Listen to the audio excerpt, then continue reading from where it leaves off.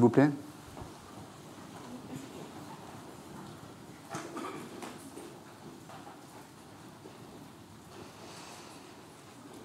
Donc, dans notre étude suivie du livre de la Genèse, on va continuer le périple, notamment avec la vie d'Abraham. Et on va commencer donc au verset 9 du chapitre 12. Donc Genèse 12, verset 9. Abraham continua ses marches en s'avançant vers le midi. Il y eut une famine dans le pays, et Abraham descendit en Égypte pour y séjourner, car la famine était grande dans le pays. Comme il était prêt d'entrer en Égypte, il dit à Sarai, sa femme, « Voici, je sais que tu es une belle femme et que tu as une belle figure. Quand les Égyptiens te verront, ils diront, c'est sa femme, et ils me tueront, et te laisseront la vie. Dis, je te prie que tu es ma sœur, afin que je sois bien traité à cause de toi, et que mon âme vive grâce à toi. » Lorsqu'Abraham fut arrivé en Égypte, les Égyptiens virent que la femme était fort belle. Les grands de Pharaon la virent aussi et la vantèrent à Pharaon. Et la femme fut emmenée dans la maison de Pharaon. Il traita bien Abraham à cause d'elle, et Abraham reçut des brebis, des bœufs, des ânes, des serviteurs et des servantes, des ânesses et des chameaux. Mais l'Éternel frappa de grandes plaies Pharaon et sa maison, au sujet de Sarai, femme d'Abraham. Alors Pharaon appela Abraham et dit, « Et qu'est-ce que tu m'as fait? Pourquoi ne m'as-tu pas déclaré que c'est ta femme? Pourquoi as-tu dit, c'est ma sœur? Aussi l'ai-je prise pour ma femme. Maintenant, voici ta femme, prends-la et va-t'en. » Et Pharaon donna ordre à ses gens de le renvoyer, lui et sa femme, avec tout ce qui lui appartenait.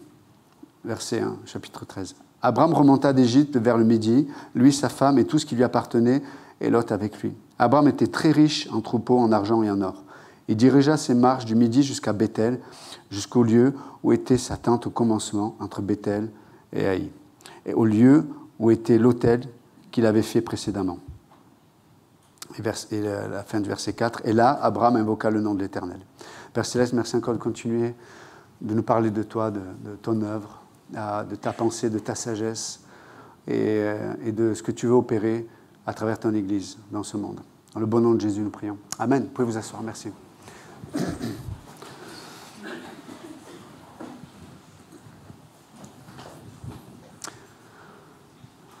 Alors, c'était bien d'entendre ces témoignages. Alors, je sais que quand chacun d'entre nous, on a une vie, on a nos activités, on a nos emplois du temps, on a nos défis, on a nos responsabilités. Et des fois, lorsqu'on entend des témoignages de ce qui se passe au Maroc, ce qui se passe à Toulouse, ici, dans les temps d'évangélisation, et voilà, et nous, peut-être, on ne peut pas participer, ou on n'y participe pas pour une raison ou une autre. Des fois, on est déconnecté, on entend des choses, on se dit, bon, que c'est bien, mais ça ne me parle pas. Si c'est votre cas, c'est pas bien. C'est pas bien, dans le sens que ce qui se passe dans l'Église, c'est pas juste des gens de l'Église qui font l'œuvre de Dieu, c'est l'Église. Et chaque personne ici, ce matin, et même il y a des gens qui ne sont pas là ce matin, mais qui sont de l'Église, mais chaque personne est extrêmement importante dans ce que Dieu veut faire à travers cette Église. Et c'est important qu'on soit de tout cœur, demander à Dieu de nous dire, Seigneur, donne-moi ce cœur, donne-moi cette attitude pour être concerné par ce que tu es en train de faire au milieu de nous. Vous comprenez? Parce que je sais comment c'est, pas être occupé avec les enfants, les activités, l'un est malade, l'autre il a ceci, l'autre il a... Puis on est pris par la vie, par le travail, par les situations, et puis on vient le dimanche, on entend, ben voilà, Dieu fait quelque chose à Toulouse, Dieu fait quelque chose à Montpellier, dans la rue, Dieu fait quelque chose au Maroc. Et nous on se dit, bon, et alors? Quand est-ce que tu parles de moi? Quand est-ce qu'il y aura une parole pour moi? Et je comprends ça. Mais je pense que Dieu veut nous amener à la maturité. La maturité, c'est dépasser ce stade de qu'est-ce que Dieu peut m'apporter. C'est d'être concerné par l'œuvre de Dieu. Qu'est-ce que Dieu est en train de faire? Mes amis, on est en train de parler de miracles. Là. Des gens se convertissent, des gens sont touchés par le Seigneur, et des gens qui, peut-être dans leur vie privée, dans leur maison, ils étaient en train de demander à Dieu, mais si tu es où? Qu'est-ce qui se passe? Et puis hop, Dieu fait en sorte qu'il y ait des frères et sœurs qui les rencontrent. Et c'est extraordinaire. Il y a des gens qui sont dans cette église qui ont rencontré dans la rue, c'est vrai pas. Et bien d'autres encore. Donc c'est vraiment important d'avoir notre cœur qui soit, même au milieu de nos situations, au milieu de notre vie, mais qui soit bien dirigé. On le dirige bien. On le dirige pour qu'il soit concerné par ce que Dieu est en train de faire au milieu de vous. Parce que ce que vous allez recevoir ce matin, peut-être de la part de Dieu, c'est le résultat de tous ces moments que l'Église vit toute la semaine. C'est vraiment important. Revenons à Abraham. Donc, on vient de le lire. Abraham, on l'a vu, il a établi ses tentes entre Bethel et Haï. On en a parlé la semaine dernière. Là, il continue d'explorer un peu le Canaan. Et vous savez, à l'époque, il n'y avait pas... alors, en Canaan, on comprend qu'il y avait plusieurs tribus, plusieurs tribus qui étaient dans le pays. Et il n'y avait pas forcément on va dire, de roi ou quelqu'un qui, en tout cas, qui dirigeait ce pays de Canaan. Et donc, à l'époque, il n'y avait pas la police qui protégeait vos droits. Si un voisin voulait vous prendre vos affaires, prendre votre femme, il n'y avait pas ça. Ça n'existait pas. Donc, on va dire, l'organisation de l'époque était patriarcale et notamment familiale. Donc, c'est la famille, notamment avec le responsable de la famille, le patriarche, c'est pour ça qu'on a cette expression encore aujourd'hui, mais c'est la famille qui s'occupait d'organiser et de mettre en place tout ce qui était nécessaire à la vie et à la survie. C'était la famille aussi qui était là pour opérer, on va dire, la protection de cette dernière. Vous comprenez ? Donc c'était une entité extrêmement importante. Et vous allez voir pourquoi je dis ça tout à l'heure. En tout cas, donc Abraham est là avec toute sa famille, avec Lot, son neveu. Et donc, alors qu'il continue d'explorer Canaan, on voit qu'il se dirige vers le Negev. Le Negev, c'était les endroits un peu plus désertiques de Canaan. Et il y avait moins d'herbe, moins d'eau, mais il y avait ce qu'il fallait de toute façon. Et puis là, l'Écriture nous dit qu'il y a une famine qui touche Canaan. Et donc, savoir que donc Abraham, en se dirigeant vers le midi, vers le Negev, il avait mis ses tentes en face de l'Égypte. Et donc là, la famine arrive, et sa première pensée, c'est « Ok, j'ai reçu un appel de Dieu, Dieu m'a promis je serai une grande nation, que les nations seront bénies à travers cette postérité. » Enfin voilà, toutes les promesses que Dieu a faites. L'alliance va venir après. Mais là, toutes les promesses de Dieu sont faites à Abraham.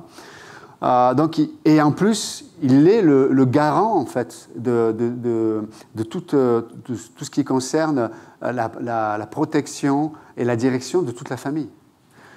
Donc, en tant que responsable, il se dit, bon, voilà, il y a une famine, il y a des promesses, il y a des choses importantes qui sont sur notre famille, donc il faut trouver une solution. Et ces tentes sont en face de l'Égypte.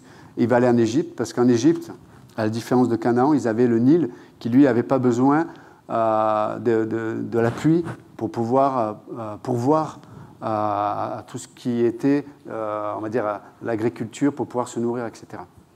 Et donc, pour ça, entre parenthèses, c'était un dieu pour les Égyptiens, parce que c'était un moyen de pourvoir à la nourriture. Et vous savez qu'à l'époque, il y avait cette réalité, cette pensée que c'était les dieux qui pourvoyaient à la pluie notamment, ou qui pourvoyaient aux moyens de pouvoir se nourrir. Donc ils étaient dépendants des dieux pour la nourriture. C'est pour ça que le Nil était un dieu en Égypte, parce qu'il permettait de pourvoir. Donc ils n'avaient pas besoin de dépendre du Dieu des dieux pour la pluie. Alors qu'Abraham, oui. Donc il se dirige vers l'Égypte. Et par contre, à la différence de Canaan, l'Égypte est dirigée par un souverain, un pharaon. Et comme je le disais tout à l'heure, ils s'embarrassaient pas, ils n'étaient pas dans le social, dans le sens moral du terme. pas politique, mais dans le sens moral du terme. Il ne s'embarrassait pas. Donc, si effectivement vous veniez en Égypte et que, là, en l'occurrence, sa femme était très belle, en plus, les gens voulaient se faire mousser auprès de Pharaon. Si quelqu'un la voyait, et c'était une bonne occasion de rentrer dans les bons conseils du Pharaon, hop, il dit, moi, j'ai vu une femme et elle irait bien, etc., etc. C'est ce qui va se passer. À l'époque, si cette dernière était mariée, le Pharaon était souverain. Donc, il avait le droit de vie et de mort. Donc, si elle était mariée, la première chose qu'il faisait, c'était d'éliminer le mari. Au revoir. Et sans problème, hein, je veux dire, il dormait bien la nuit. Hein. Donc, Abraham était au courant de la situation. En se dirigeant vers l'Égypte, il savait que ça allait être un problème. Et donc, il demande à sa femme, okay, ce qui était vrai, elle est sa demi-sœur, en fait, Sarai. Parce qu'on n'est pas loin de l'après-déluge. D'accord ? Donc, Dieu est en train de repeupler la terre, et donc il y a encore ces liens qui ne sont pas un problème à cette époque-là. Et donc, ils arrivent là-bas, et puis on a lu l'histoire avec Pharaon. Et donc, il y a des principes là, spirituels que je voudrais souligner ce matin à travers ce passage. Parce que, vous savez, l'Écriture, elle nous parle avec sagesse de l'aspect un peu, pas simplement curatif de la Bible. C'est-à-dire, comment, quand j'ai échoué, comment je peux rebondir. Bien sûr que l'Écriture nous parle de ça.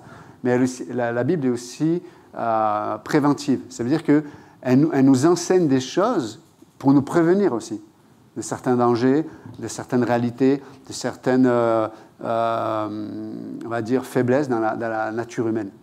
Et là, en l'occurrence, avec tout ce que j'ai pu vous décrire, on va dire que c'est du bon sens. Si on était à la place d'Abraham, c'est du bon sens que de faire ce qu'il a fait. Sa première réaction, c'est de prendre soin de sa famille. Et s'il n'y a pas la provision en Canaan, même si Dieu a dit « va en Canaan », mais ce que Abraham connaît de Dieu n'est pas suffisant encore à cette époque. Si vous regardez, Abraham, qu'est-ce qu'il connaît de Dieu ? Il y a 3 versets hein, où Dieu lui parle. C'est tout. Hein. Pas grand-chose, en fait. Il ne connaît pas grand-chose de Dieu. Il a dû sûrement, vu que c'est après le déluge et qu'il est de la parenté de Seth, un des fils de Noé, bien sûr qu'il y a cette... il y avait cette communication de famille en famille, il y avait cet héritage oral où on disait, ben oui, effectivement, voilà ce que Dieu a fait, voilà ce qui s'est passé, etc., etc. Mais lui-même, dans sa relation avec Dieu, l'Écriture ne nous dit pas plus. Que ce soit Acte 7, quand Étienne parle d'Abraham, ou dans d'autres passages, on ne sait pas plus de la relation d'Abraham avec Dieu. Donc, selon ce que nous dit l'Écriture, il n'a pas eu tant que ça de connaissance de Dieu. Donc, avec ce qu'il connaissait de Dieu, il se trouve dans une situation où ça ne suffit pas, apparemment. Entre parenthèses, c'est le père de la foi, de notre foi. Hein. Donc, c'est vrai qu'on a tendance à idéaliser les gens, mais quand on regarde la parole de Dieu, on voit qu'ils étaient comme vous et moi, en fait. Et, parce que des fois, on peut se tromper. On idéalise les gens et on se dit ouais, mais c'est Abraham, oui, c'est Élie, oui, c'est...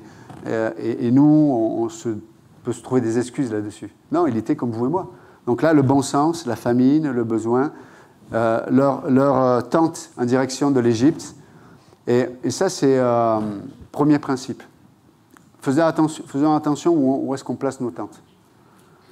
Faisons attention là où on va se positionner, soit dans nos pensées, soit dans notre quotidien. Faisons attention ce que l'on met en face de nous.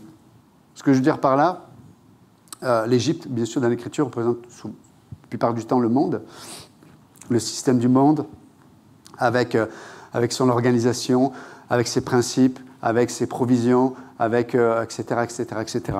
Et quand tout va bien, quand tout va bien dans notre vie, il y a des choses qui n'ont pas d'impact néfaste ou négatif dans notre existence. Ça peut être, je peux regarder certaines choses et ça n'impacte pas ma vie. Je peux écouter de la musique ou ou lire des livres.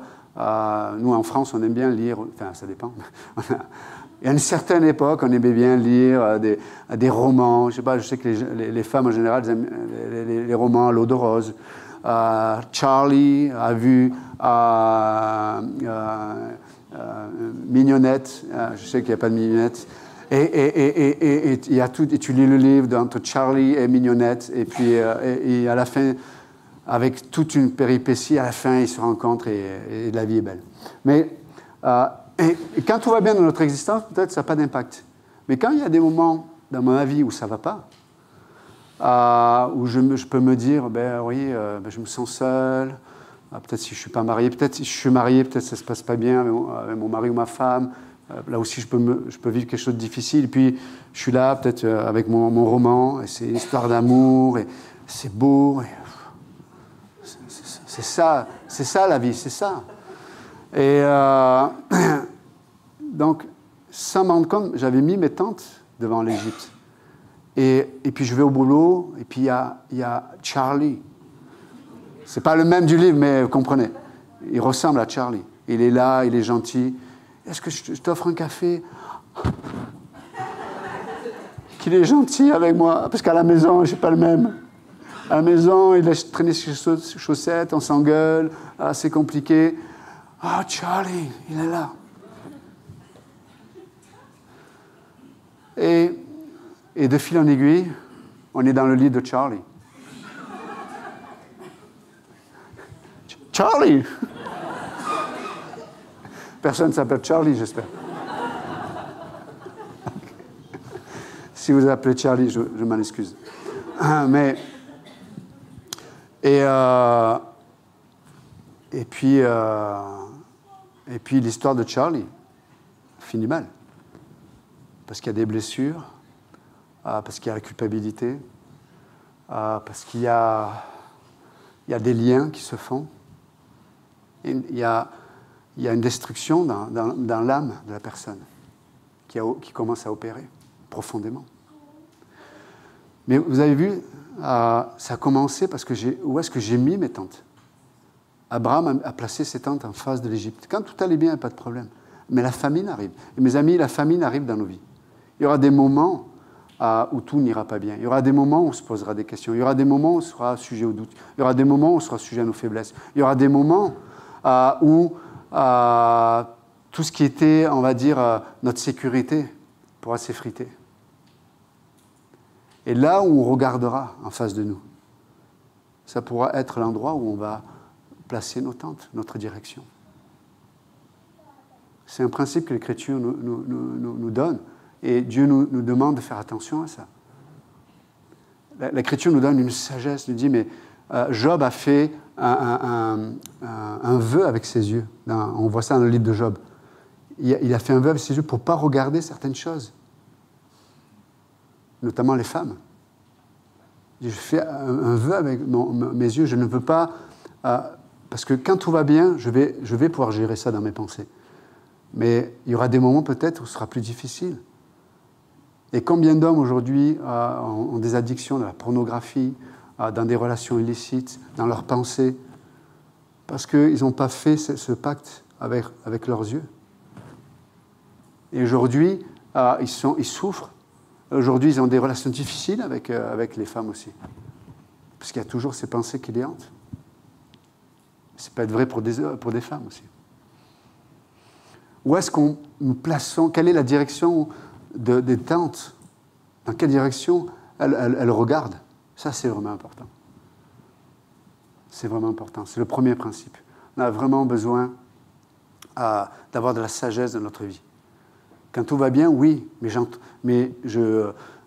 j'anticipe, parce que la Bible nous donne cette sagesse.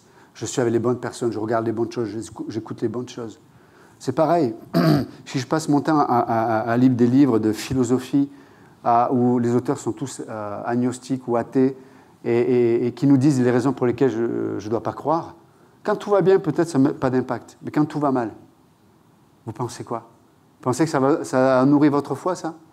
Mes amis, le diable sait comment couper l'herbe sous les pieds. L'Écriture est claire. L'Épître aux Romains, Paul le dit dans Romains 10, 17, la foi vient de ce que l'on entend, et ce que l'on entend vient de la parole de Dieu. Et on doit l'entretenir, cette foi, en étudiant la parole de Dieu, en creusant, on dit, Seigneur, mais montre-moi qui tu es dans ta parole, révèle-moi qui tu es dans l'Écriture. Parle-moi de toi dans la parole. Quand j'ouvre la Bible, c'est Seigneur, parle-moi de toi. Je n'ouvre pas la parole pour que, Seigneur, parle-moi de moi. Seigneur, parle-moi de toi. Ça nourrit ma foi. C'est pareil. Voilà, Dieu met en place certaines choses pour que. Et j'en discutais avec des frères et sœurs récemment. Moi, j'aspire que dans l'Église, il y ait plus de communion. Je veux dire, pas que le dimanche. Que vous puissiez vous inviter les uns les autres, vous puissiez connaître les uns les autres. Il y a des gens qui sont seuls, il y a des gens qui vivent des situations difficiles, et ils sont seuls, dans l'Église. Dans l'Église. Je parle de cette Église. Et je suis sûr il y a des portions aussi, il y a des richesses dans le corps de Christ, où ce qui manque à l'un peut être comblé par ce que l'autre a. Il y a des famines dans notre vie, mais je n'ai pas besoin d'aller en Égypte pour être rassasié. Il y a ce qu'il faut dans la promesse de Dieu, dans le corps de Christ. Et je vous encourage vraiment de mettre ça devant Dieu et d'avoir une foi active. De dire, mais je vais m'intéresser pas juste à mes amis après le culte. Il y a des gens dans l'église que je ne connais pas, mais qui tu es, qu'est-ce que tu fais? Et peut-être d'inviter les gens, d'avoir une oreille, d'avoir une écoute, de manifester le fruit de l'esprit les uns envers les autres. L'Église n'est pas centralisée sur le pasteur. Ce n'est pas l'Église le pasteur. C'est vous l'Église, c'est nous, c'est moi. Et les gens n'ont pas besoin de Yohan, ils ont besoin du corps de Christ. Vous comprenez? Ils ont besoin de toi, ils ont besoin de la personne à côté de toi. On a besoin des uns des autres.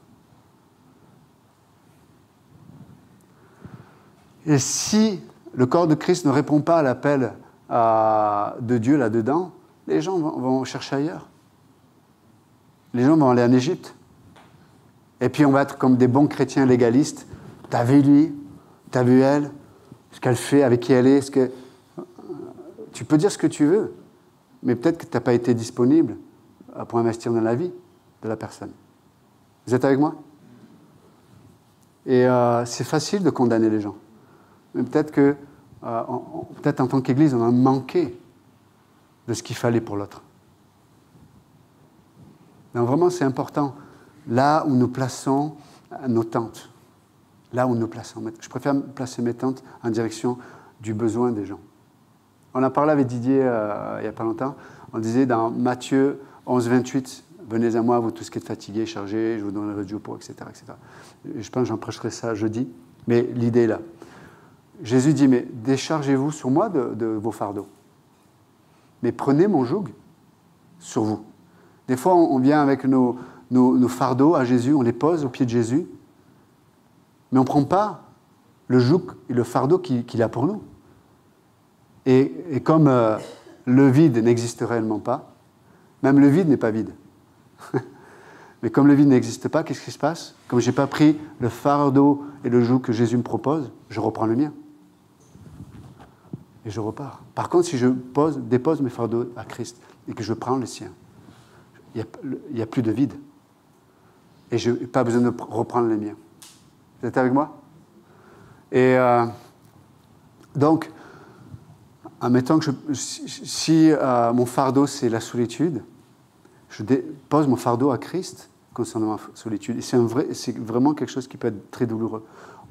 Quand je parle de solitude, ce n'est pas parce qu'on peut être entouré de gens, mais on peut se sentir seul dans une réalité, soit de notre âme, soit d'une situation.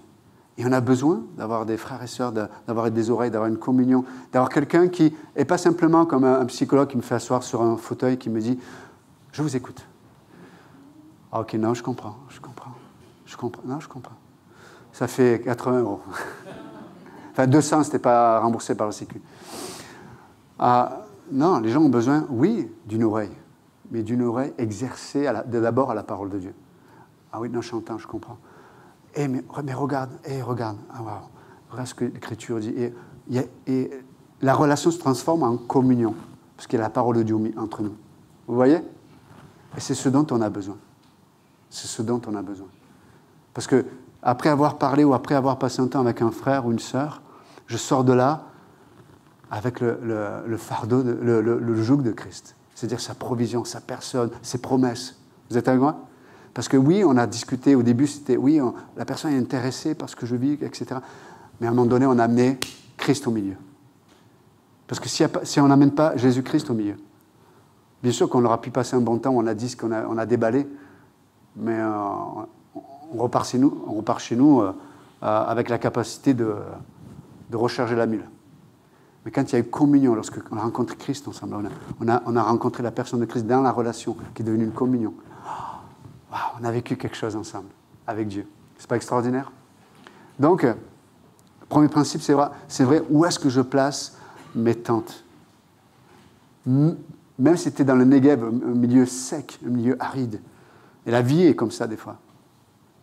En Canaan, il y avait des lieux comme Bethel et Haït très riches, où il y avait des puits abondantes, où il y avait tout ce qu'il fallait, mais il y avait aussi dans le sud, il y avait des endroits un peu plus secs. C'est la réalité de nos villes, mes amis. Vous êtes avec moi? Ne croyez pas que la vie, c'est juste un endroit où tout est bon. Non, il y a des endroits de sécheresse.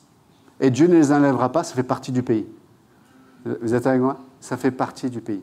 Mais dans quelle direction je place ma tente? Ça va être extrêmement important. Donc si je ne prends pas l'habitude de vivre quelque chose, quand tout va bien, avec la parole de Dieu, avec le corps de Christ, etc., quand ça ne va pas aller, je me souviens toujours de la phrase de Pasteur Chevalier, il disait, mais si tu dois tomber, tombe en avant, tombe dans le corps de Christ. Mettons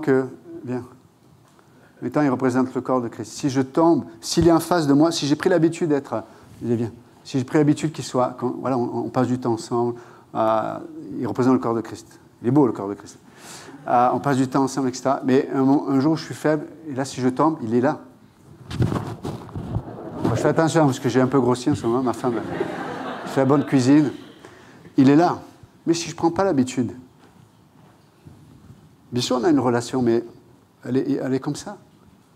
Elle est éloignée, elle est de temps en temps, et le jour où je dois tomber, il sera pas là pour me soutenir. C'est vrai ou pas? Direction de ma tente. Ok, il est là, et je peux faire une disserte de 365 pages de pourquoi il est là et pourquoi il ne s'est pas déplacé pour venir là. Je peux faire ça. Ou alors je peux diriger les tentes de ma vie, même dans le désert, vers lui.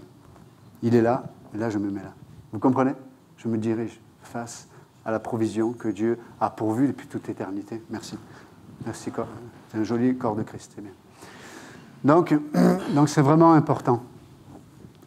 Et donc Abraham, il va faire ça, et comme le texte nous le dit, d'une nécessité de bon sens. Je ne sais pas si on doit juger qu'Abraham a pris la mauvaise décision, mais en tout cas, au vu du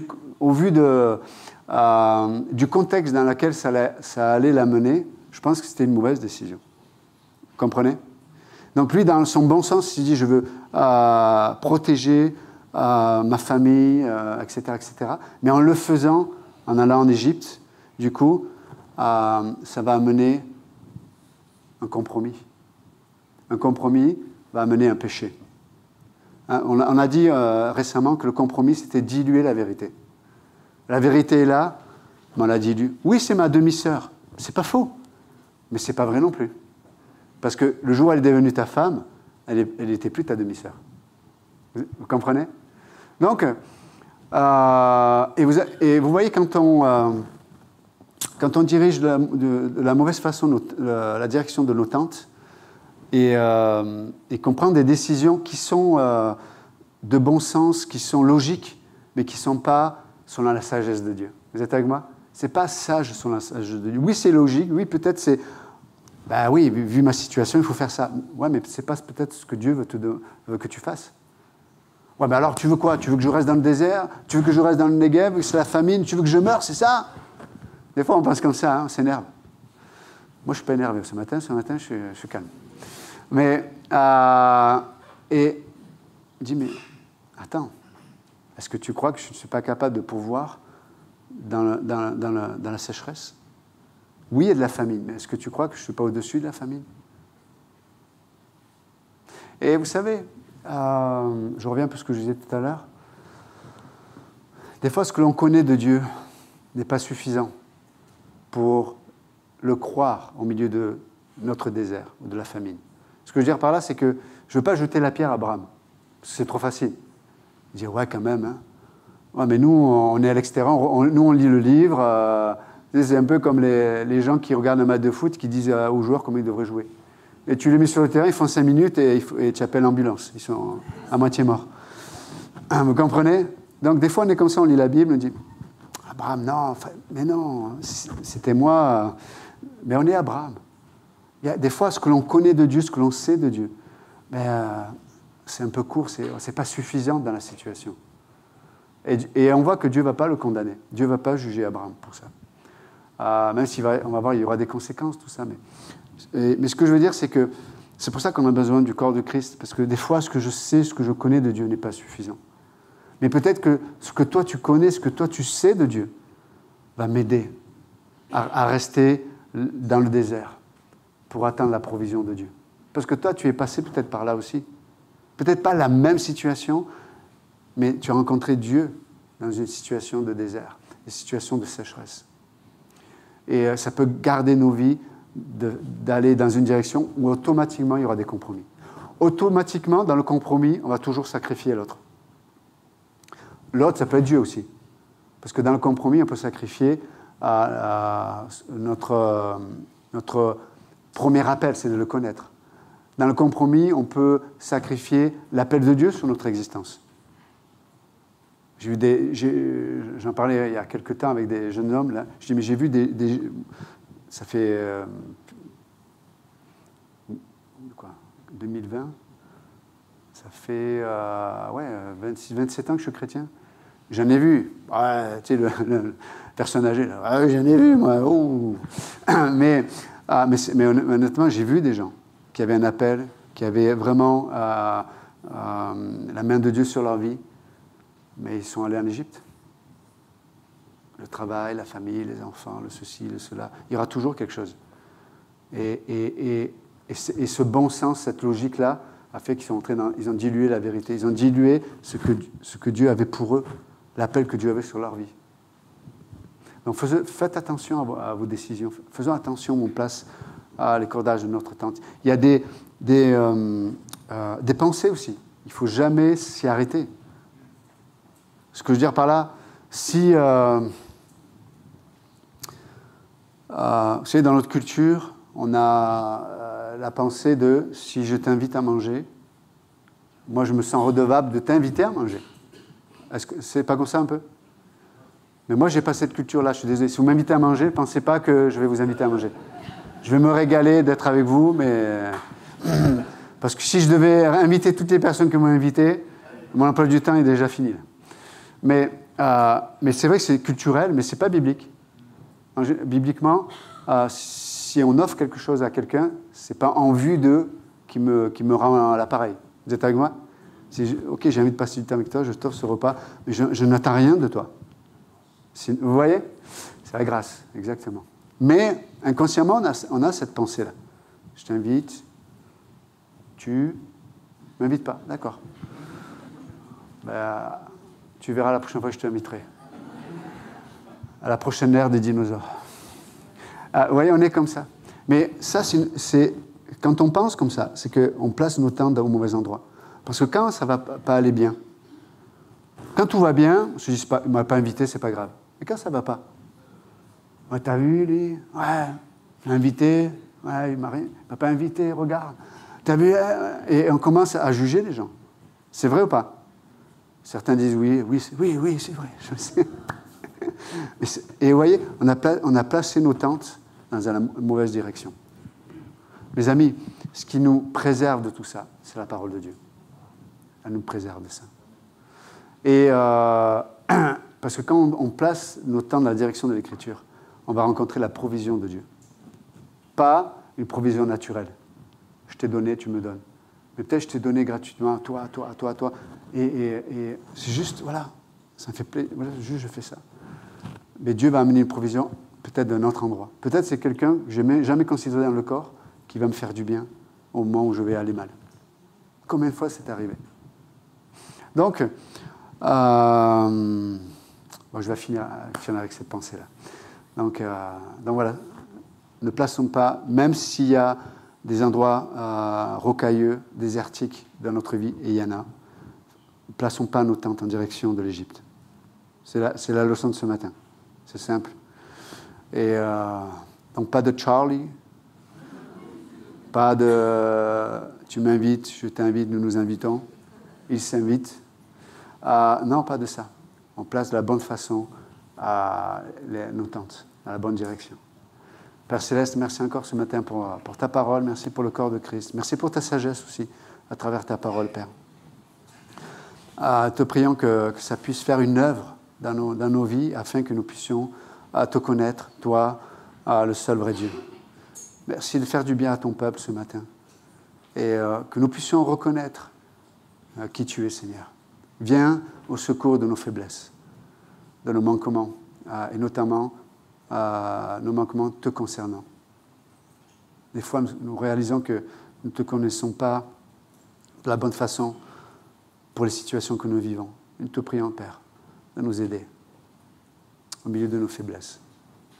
Te remettons encore le reste de cette journée. Et si ce matin, quelqu'un ne connaît pas Jésus-Christ, si vous n'avez jamais accepté Jésus-Christ comme votre sauveur, ce matin, vous pouvez juste lui dire « Jésus, je ne te connais pas. Peut-être j'ai des idées sur toi.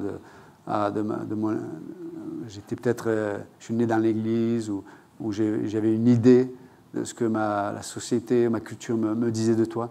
Mais ce matin, je réalise que je ne te connais pas. Et je crois que tu es mort pour mes péchés, par amour. Je crois que tu es ressuscité, tu as vaincu la mort, tu as vaincu le résultat de mes péchés, tu as vaincu le diable. Ce matin, je vais t'accepter comme mon sauveur. Et si ce matin, vous ne connaissez pas Jésus, vous pouvez juste lui dire « Sois mon sauveur ce matin. Sois mon sauveur. » Je reconnais que je ne peux pas me sauver moi-même. Je reconnais qu'il n'y a pas d'autre chemin sinon que toi, Jésus-Christ. Donc si vous avez accepté Jésus-Christ comme votre sauveur, n'hésitez pas à venir en parler, peut-être à un pasteur ou à la personne qui vous a invité à l'église, afin qu'on puisse prier et se réjouir avec vous. Donc Père Céleste, nous te remettons le reste de cette journée. Dans ton bon nom, nous prions. Amen. Que Dieu vous bénisse.